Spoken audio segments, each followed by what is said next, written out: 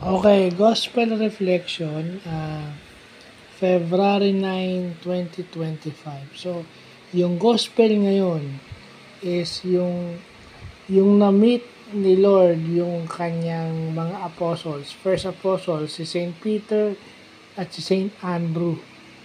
At yun yung sinasabi na famous saying sa Gospel that, "Today I will teach you to be fishermen of men."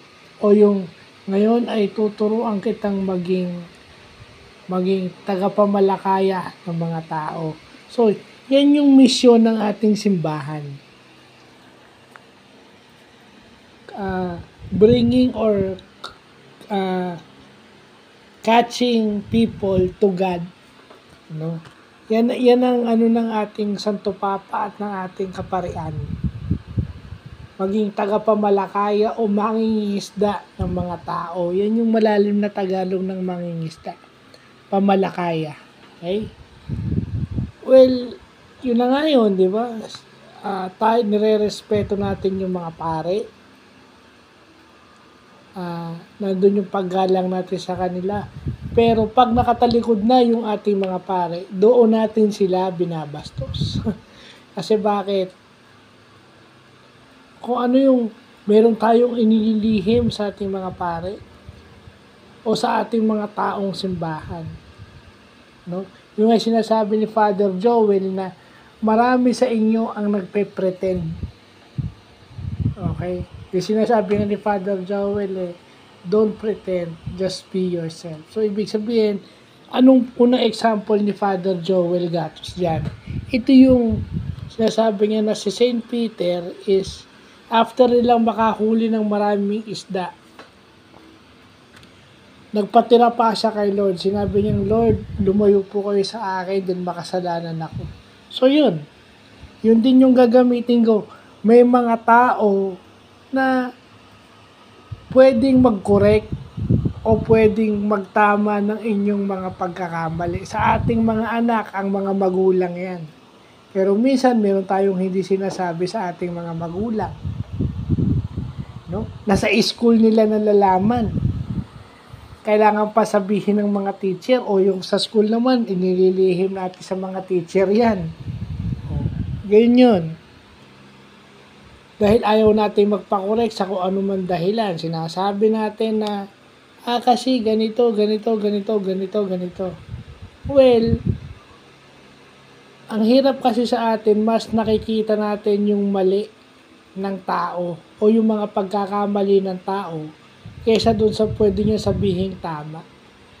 Di ba? Yung sasabihin nyo na baka maraming problema yung tao, ayoko na madagdagan pa yung problema niya. Well, may mga taong marunong magdala ng problema. May mga taong kahit may problema, nagiging blessing sa iba. At baka yung tao na yun maging blessing pa sa inyo. Kasi minsan, tayo rin mismo ayaw nating tumanggap ng mga kritisismo sa atin. Kumbaga, mas pinakikinggan lang natin yung sarili natin. Lagi sasabihin, bakit ako makikinig dyan? Marami namang pagkakamali yan. Yun yung mga mali nyo. Akala mo naman kayo, yung pagkakamali nyo, napakagaan. Kaya walang kaase-asenso ang Pilipinas kasi may mga taong ayaw magpakorek. Pero depende sa magkokorek ha.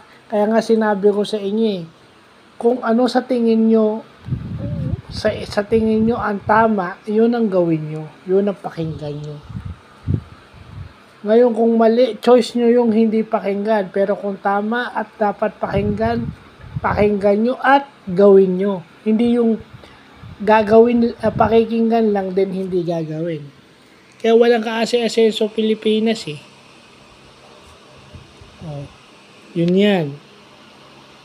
At saka yung sinasabi, yung isa pa example ni Father Joel yung kasi iniisip niyo yung pambayad sa ospital, o ayaw niyo gumastos, kung magkakasakit kayo, huwag kayong magpe-pretend. Di ba? Kasi mas importante yung buhay. Yung gano'n eh. Kasi marami nagpe-pretend na ayaw ganyan. Unang-una, yung mas nakikinig sa mas nakikinig sa ibang tao kaysa sa sarili. Unang-una, bago kayo makinig sa ibang tao, tingnan nyo muna yung sarili nyo. Baka naman kasi kaya nyo pa. Kasi ako, naging pamantayan ko sa buhay yan. Pakikinggan ko muna yung sarili ko. And then kung sa tingin ko ako hindi confident sa sarili ko tsaka ako titingin sa ibang tao. Yung sa ibang taong magsasabi sa akin ng tama. Hindi yung basta may masabi lang. Di ba? Kasi alam niyo yung pagpe-pretend, malinis nga kayo sa katawan, malinis kayo physically, maigsi, malinis yung mga kuko nyo, postura kayong tignan, mabango, postura tignan kung babae, ako sa lalaki, ganun din. Pero paano nakikita ng mga tao yung inyong weak spot? Kung paano kayo makipag-usap, kung paano kayo makipag-dialogo, anong manners nyo while talking or talking to them. Kasi yung table, yung kumakain kayo, kung PWD, hirap kumain, di ba? So may mga bagay na hindi mo sinasadya dahil physically, hindi mo kayang gawin. Pero, yung mga ganun, di ba? Yung colorating nyo sa mukha, yung pagiging postura nyo, hides what you truly lack. And some people can notice that. And some supervisors and administrators mas hinahanap ito kesa dun sa physical appearance o yung yung personality niya outside. Oh. So, yun lang naman yun eh. Yeah. Yun nga yun, tinuturuan tayo na, yun ang misyon ng ating simbahan, ang maging pamalakayan ng mga tao at tayo naman bilang Katoliko, Kristiyano, maging ng pananampalataya, maging blessing sa iba. Diba? Kaya siguro tayo ginigising ng Panginoon tuwing umaga dahil alam niya na tayo magiging blessing sa iba. One more thing, lagi niyong ginagamit ang Lord. Lagi niyong ginagamit si Lord. Lagi niyong sinasabi na plano ito ni Lord eh. Well, malalaman mo lang kung plano to ni Lord kung kahit na anong iwas nyo, doon kayo inilalagay. Because para sa akin, hindi mo matatakasan ng isang bagay na itinakda sa'yo. Yun. Hindi mo kailangan sabihin na ibinigay sa'yo ni Lord yung bagay na yan. Malalaman mo na lang na yan ang pinapagawa ni Lord sa'yo kapag nagagawa mo at iniiwasan mo siya ng maraming beses pero hindi mo magawa. Pero nagagawa mo siya ng tama. With goodness in your heart, with good intentions.